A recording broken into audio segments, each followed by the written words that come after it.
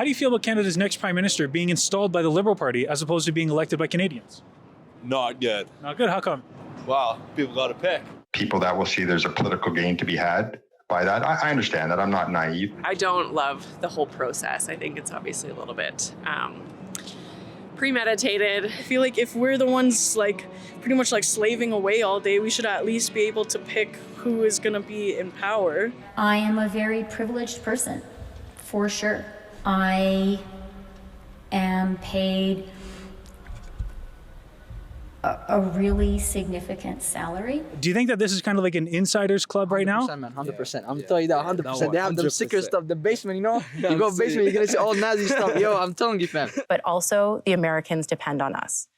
And you can't bring a calculator to a knife fight. She went and took a photo with this Nazi officer. Do you think that's the kind of person we need as Prime Minister? Definitely not. Then why won't you proactively disclose your corporate assets? I just feel I'm in the middle of a leadership campaign. He's probably the slipperiest guy in the world. So yeah, no, we don't need him. We need to keep democracy alive better than we're doing. And it's not a job for politicians. It's a job for you, and myself. So just kind of putting someone in that position without actually getting everyone's say in the vote kind of goes against what the system's supposed to be about, doesn't it?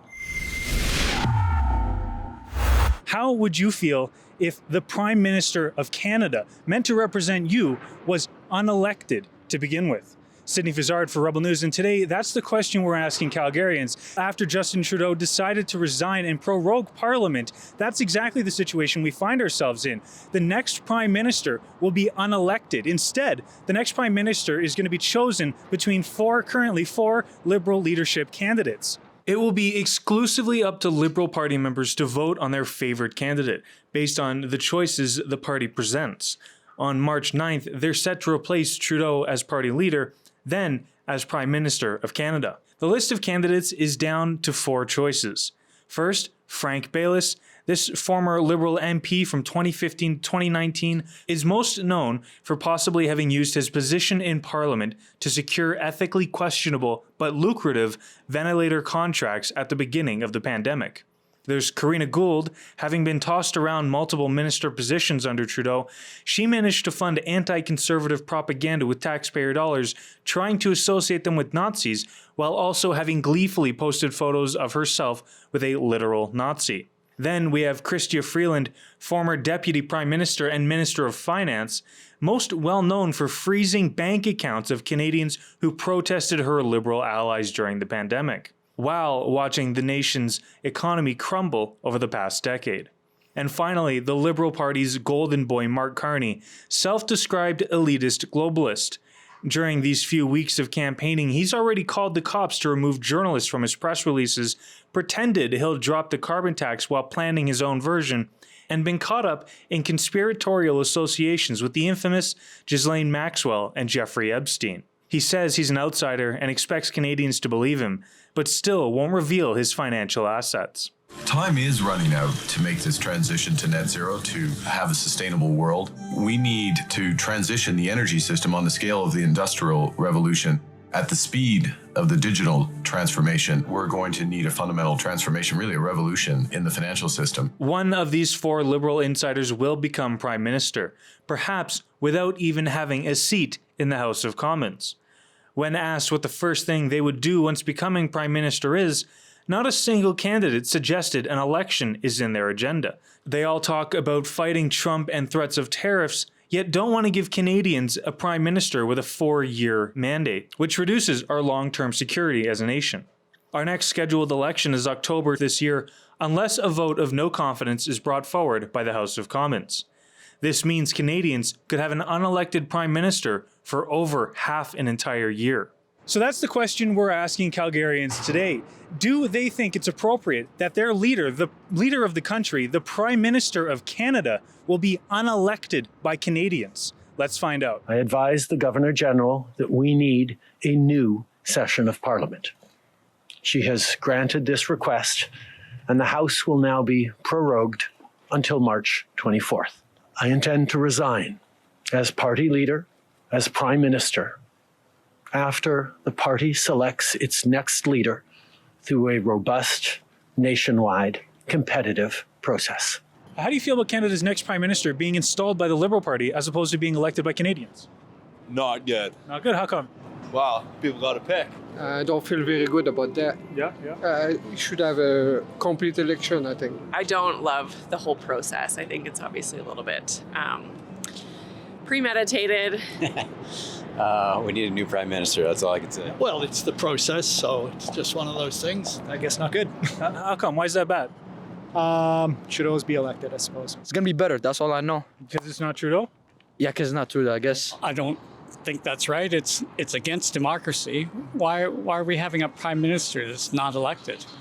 What happened to democracy in Canada? I feel like that's kind of messed up because like we should have some say in it, you know, especially since like after all this stuff has been going on with Justin Trudeau, I feel like it's only right for Canadians to have a say in who's going to be in power next. I think it's a travesty to Canada. I much prefer the direction that Pierre Poilievre is going to go with. I think the focus on the economy is more important than anything right now. I mean, it's the way that the system kind of works. I don't necessarily agree with it, but you need someone in the meantime until either the next election or something like that. But That's wrong. That's wrong. That's wrong, man. We're Canadians, you know. We're supposed to choose the person that should take care of our country. Yeah. We are the people living here. Yeah. So, you know. You want better choices, I guess? Exactly. Putting things to the people as frequently as you can is the best way to do things. And I don't think people feel good about it, whether it's right or not.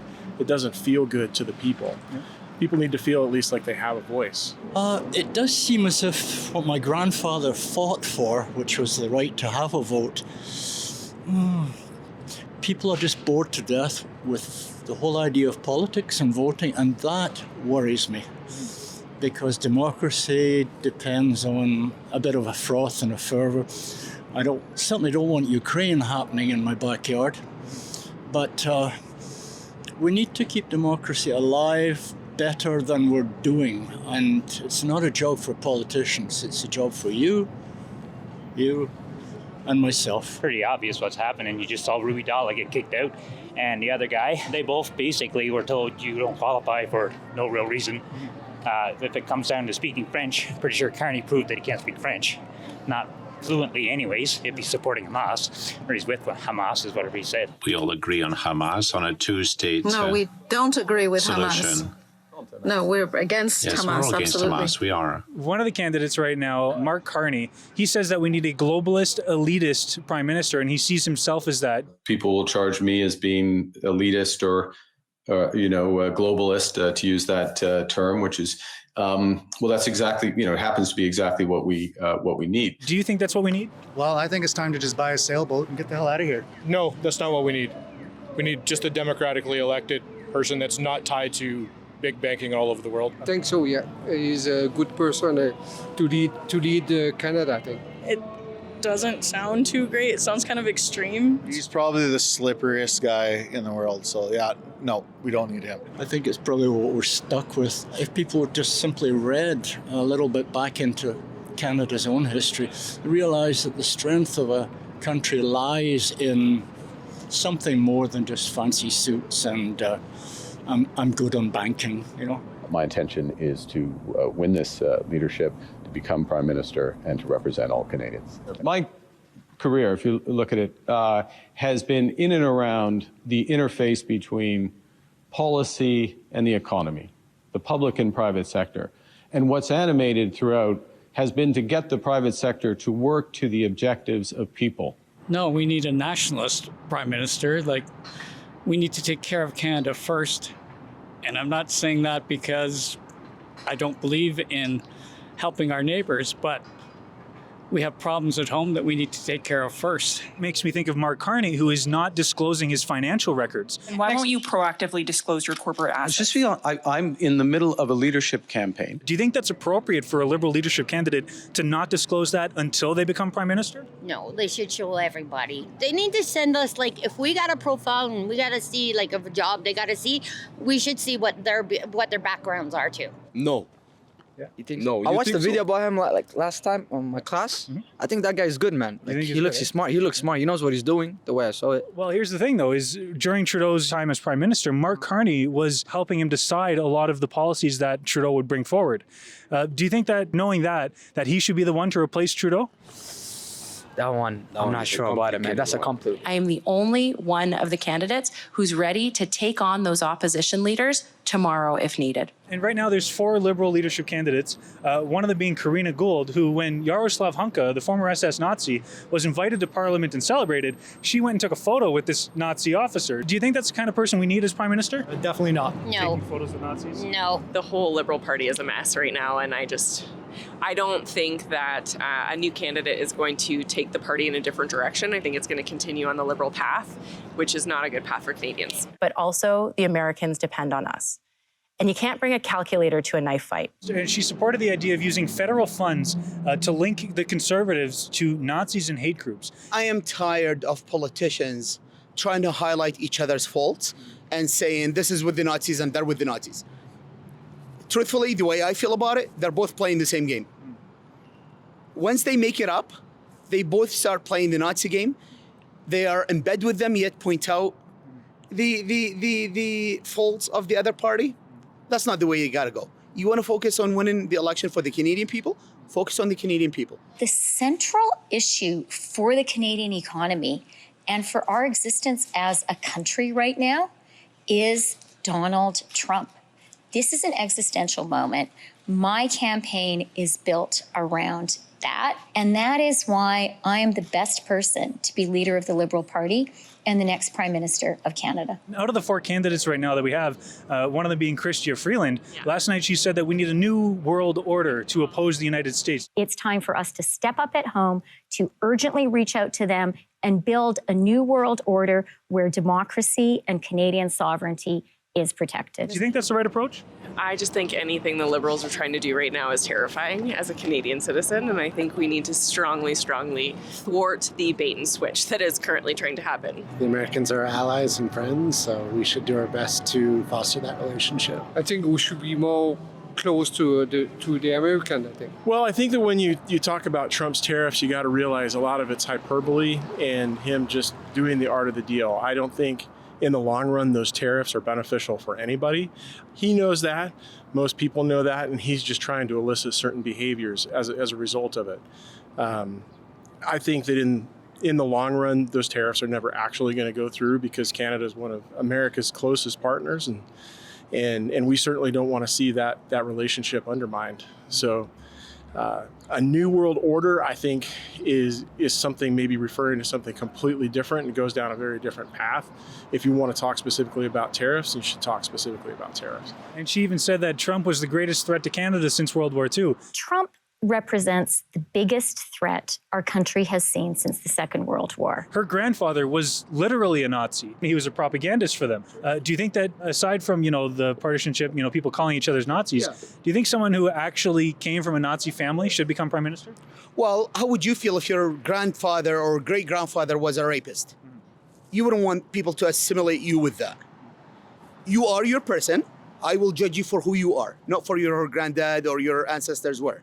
I feel that's fair. That's the Canadian way. And Mark Carney is the godfather to one of her kids. I speak with him often. He's actually my son's godfather.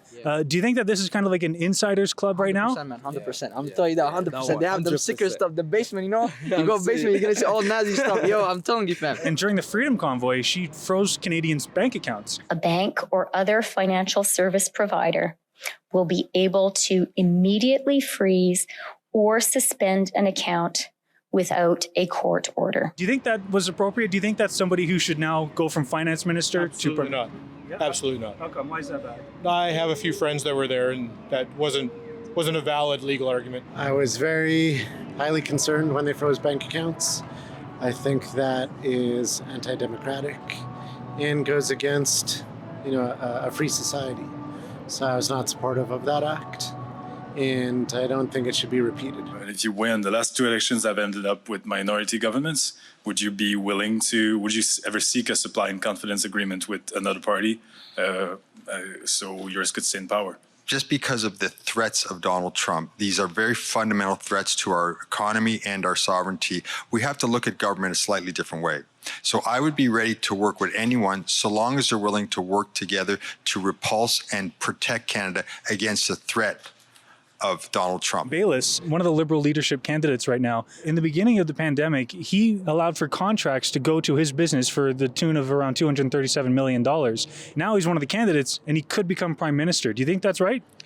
Well, it almost seems like a conflict of sorts, doesn't it? Typical Liberal hypocrisy. Hypocrisy, yeah. I understand that I'm a past member of Parliament and things will be politicized and that there's people that will see there's a political gain to be had by that. I understand that. I'm not naive. I can tell the Canadian people, and I can state unequivocally, I did not use any relationships to try and get any contract for anything. I've not done that. And not only that, I'm very proud of what we've accomplished. Once this Liberal leadership candidate is put in place of Justin Trudeau, as he's resigning, they take his place. Do you think that we need the House of Commons to call for an election so that Canadians have a vote in the Prime Minister? Absolutely. I think we definitely need an election. I think we're long overdue for an election. We should have called an election like years ago. We need an election right away. I'm a Conservative Party member, so it's all, yeah. Go Pierre, eh? Yeah, go Pierre. We definitely need an election. As soon as the House sits, it needs to come to a vote. I believe so, yeah, that's fair. Why is that important?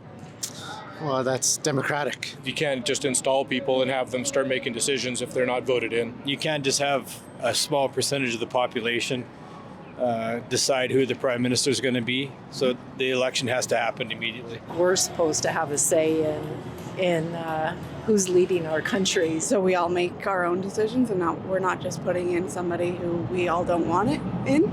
100%. It shouldn't be.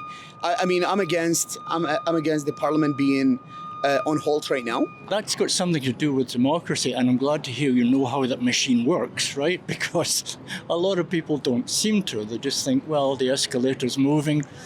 You know, we've got a banker that's trustworthy. We'll try moving him, and that's not how it's supposed to work. I think that the people would feel a heck of a lot better about that. I think that in America, that's one of the things that was ultimately Kamala Harris's downfall, is that people didn't feel like they had a voice in having her nominated as the Democratic candidate. So again, it just goes back to the people feeling good about their elected leadership. We can't have an unelected prime minister. It's not right. It's undemocratic. What's wrong with being undemocratic? Well then, what are we in? North Korea? There's a level of admiration I actually have for China, because their basic dictatorship is allowing them to actually turn their economy around on a dime and say, we need to go green as fast as we need to start investing in solar. I mean, there is a flexibility that I know Stephen Harper must dream about, of having a dictatorship that he could do everything he wanted, that I find quite interesting. Our country is in disarray right now. We have all kinds of issues going on right now with the United States and Trump's actions, and we need a government in place right now to take care of these things. And I guess that would be a government with a 4-year term as opposed to what could be months. Exactly. This is our country, and we should all have a say, especially if we're all here working every day, all these long hours, things are expensive. I feel like it's only right that we should have some say in just a little part of our life, which is actually going to impact a huge part of our life. But I don't know, I feel like if we're the ones pretty much slaving away all day, we should at least be able to pick who is going to be in power. They're supposed to be in for the people, and if they're just kind of putting someone in to fill a position, the people aren't really choosing that person. They chose the previous leader. We saw how that went. So just kind of putting someone in that position without actually getting everyone's say in the vote kind of goes against what the system's supposed to be about, doesn't it? For Rebel News, I'm Sydney Fizzard. Sign the petition at calltheelection.ca to let those in power know that we need an elected prime minister, not somebody installed by the Liberal Party of Canada.